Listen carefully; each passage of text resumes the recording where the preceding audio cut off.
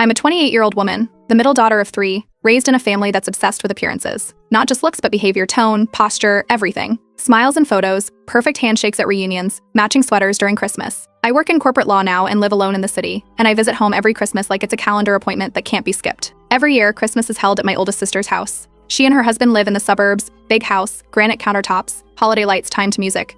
Our parents come, my sisters and their partners, a few cousins, and my aunt with the never-ending stories. It's the same cast every time. Wine, ham, fireplace on full display, camera rolls filled with candid moments no one asked for. 6 years ago, something shifted. I unwrapped a gift labeled to Miss Fancy Pants. Inside was a bunch of mismatched, clearly used socks stuffed in a Ziploc bag. Everyone howled with laughter. My oldest sister leaned back like she'd landed a punchline. I smiled, confused. Laughed along. Figured maybe it was a one-off joke. Next year, it was a fake lottery ticket. I scratched and screamed for 5 seconds thinking I'd won $50,000, only for the card to say just kidding, in bold red letters. That time I caught someone filming me.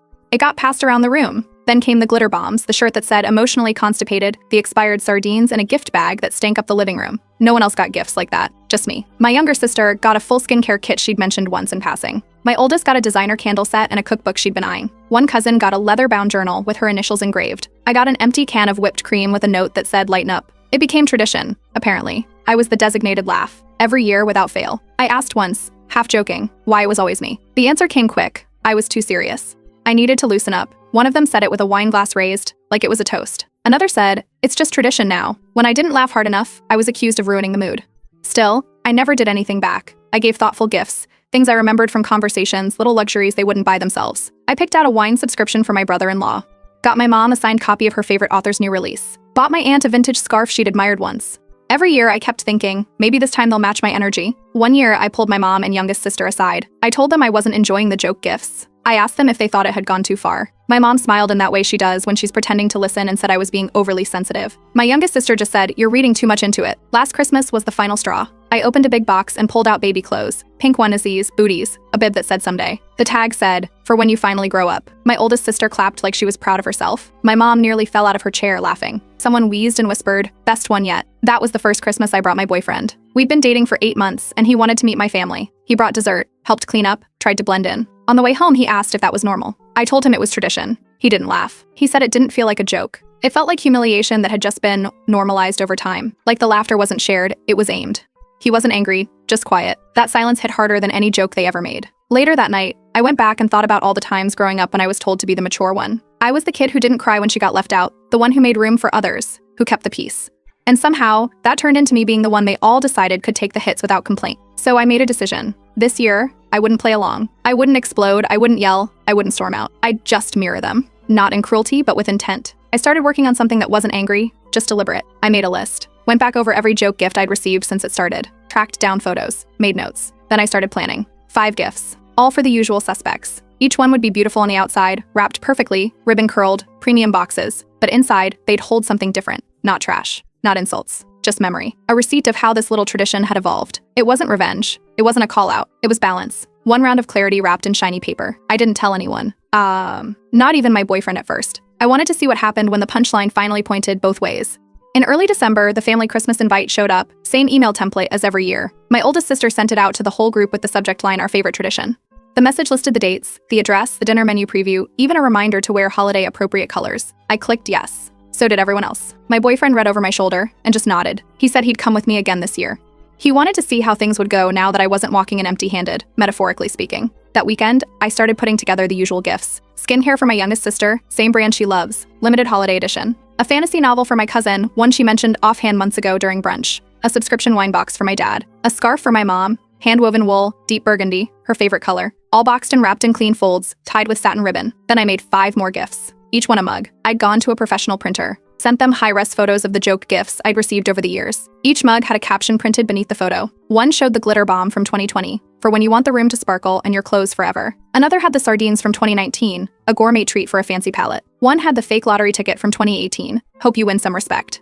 The plunger from 2021 was captioned, to clear out the holiday spirit. The baby clothes from last year, for when you finally grow up. Each mug went into a white box, tissue-wrapped, placed in heavy wrapping paper with gold foil patterns. I added velvet bows and glossy name tags. They looked expensive. They looked kind. On Christmas Eve, we arrived exactly on time. My boyfriend carried the pie he'd baked, and I walked in with both gift bags balanced in my hands. The house looked like a catalog spread, twinkling lights, the smell of cinnamon, the hum of Christmas jazz on loop. My oldest sister greeted us in red velvet and pearls. She air-kissed my cheek. Dinner went the usual way. Everyone asked about my job, polite at first, then teasing. One cousin joked that I probably sent contracts in my sleep.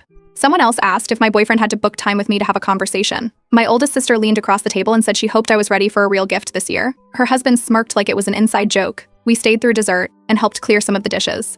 Then everyone moved into the living room, fireplace on, camera set up, drinks refreshed. The tree blinked behind the mountain of gifts. Kids ripped through presents first. Then came the adults, one by one. My gifts were opened. My youngest sister gasped at the skincare set. My cousin hugged me over the book. My dad nodded at the wine delivery slip and said he'd crack open the first bottle that night. My mom smiled at the scarf and looped it around her shoulders. Then came my turn. A gift bag was tossed my way, creased, torn, one handle nearly off.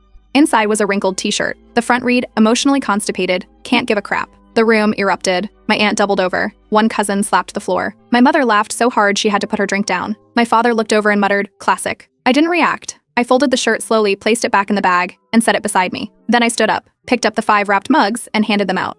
I didn't say much. Just, since we've had so many laughs over the years, I thought we could keep them going, this time, together. My oldest sister opened hers first. She grinned at the box, then paused when she saw the fake lottery ticket printed on ceramic. She read the caption aloud. Her mouth twitched. My dad opened the plunger mug. He stared at it for a few seconds, gave a dry chuckle, then put it on the floor beside his chair. My mom tore through the gold bow, tissue flying. She pulled out the baby clothes mug. The silence started to spread. My cousin leaned forward to read the sardine one. He blinked and looked around. Someone in the room coughed. Another sipped their wine too fast. No one laughed. My boyfriend stayed seated, watching. The wrapping paper rustled, but the room was still. All 5 mugs had been opened. All 5 had been read. The cousin who usually made jokes didn't say anything. One aunt looked down at her phone. My mother adjusted her scarf and avoided my eyes.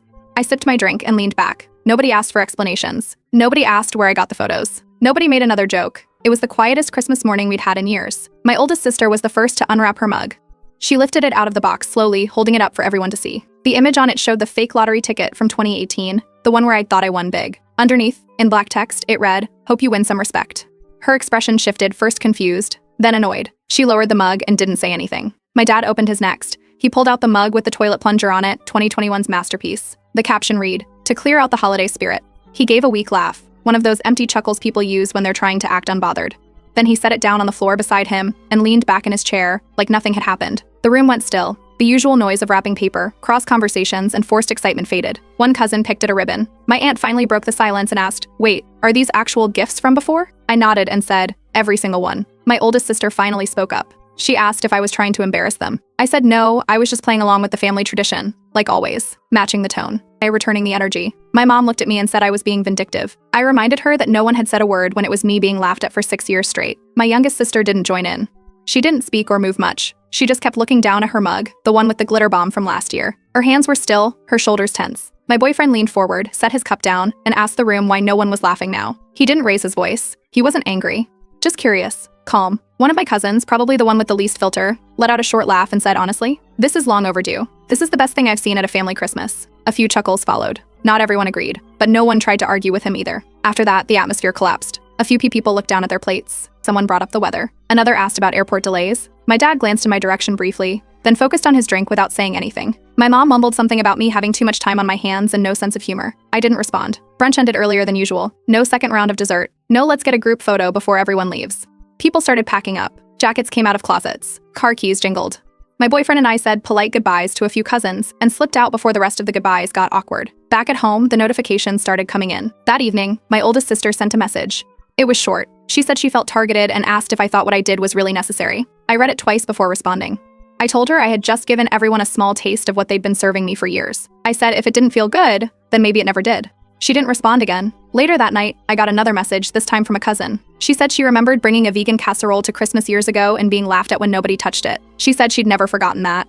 She thanked me for making them sit with something they couldn't laugh away. No one else reached out that night. No follow-ups. No apologies. Just silence and message receipts. This Christmas, I didn't raise my voice. I didn't cry. I didn't beg anyone to understand. I didn't make a speech. I just changed the direction of the joke. I made it land where it came from. And for the first time in years, I left that house without feeling like I'd been peeled apart for everyone's entertainment. There was no explosion, no fight, just a shift. A small one, but loud enough that no one knew what to say next. That was enough. Back at home, everything was quiet. My boyfriend put away the leftovers while I unpacked the bags. I placed the mugs on the kitchen counter in a row, like exhibits from a story that had finally ended. Neither of us said much. We didn't need to. Later that evening, my aunt called. She said the silence during brunch stood out more than anything she'd seen at a family gathering in years. Her exact words were, "It's probably the first honest Christmas in years."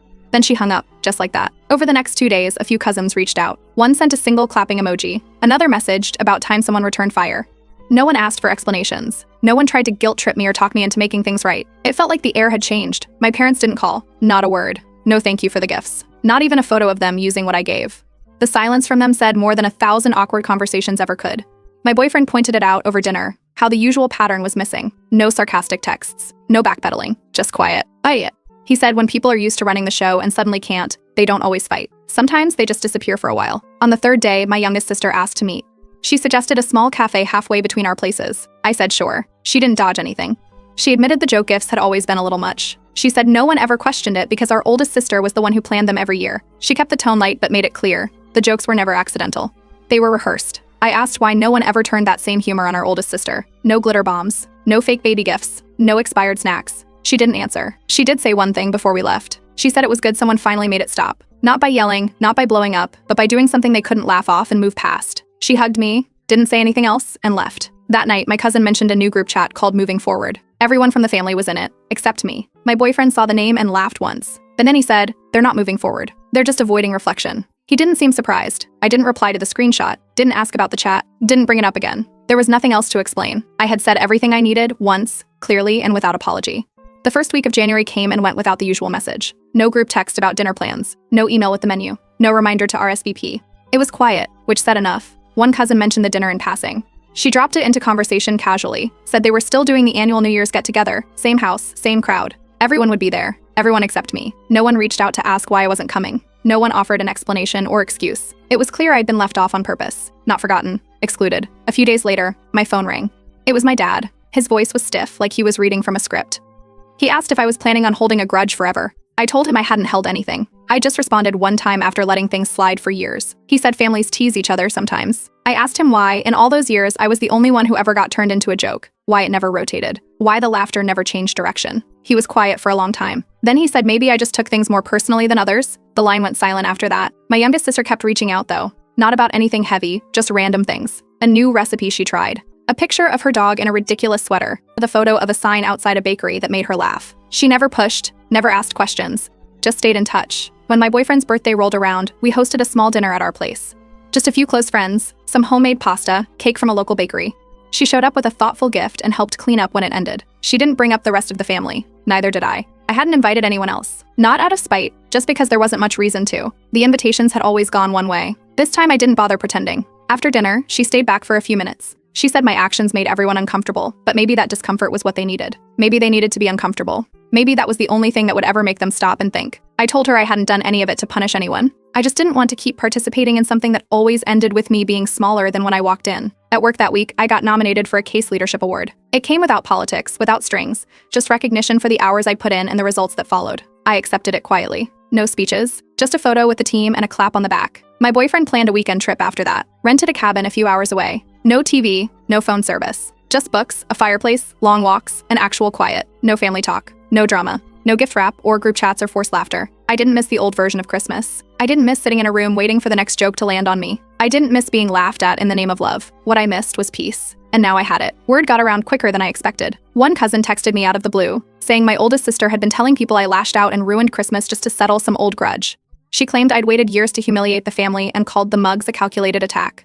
That version of the story apparently played well in some circles. At the January dinner I wasn't invited to, she even read the mug captions aloud with dramatic voices, turned the whole thing into a performance, laughed extra loud while reenacting it. According to someone who was there, she framed it as a harmless joke that got blown out of proportion. Said she had no idea I was ever upset, but not everyone bought it. One cousin interrupted and said, it wasn't harmless, it was a pattern.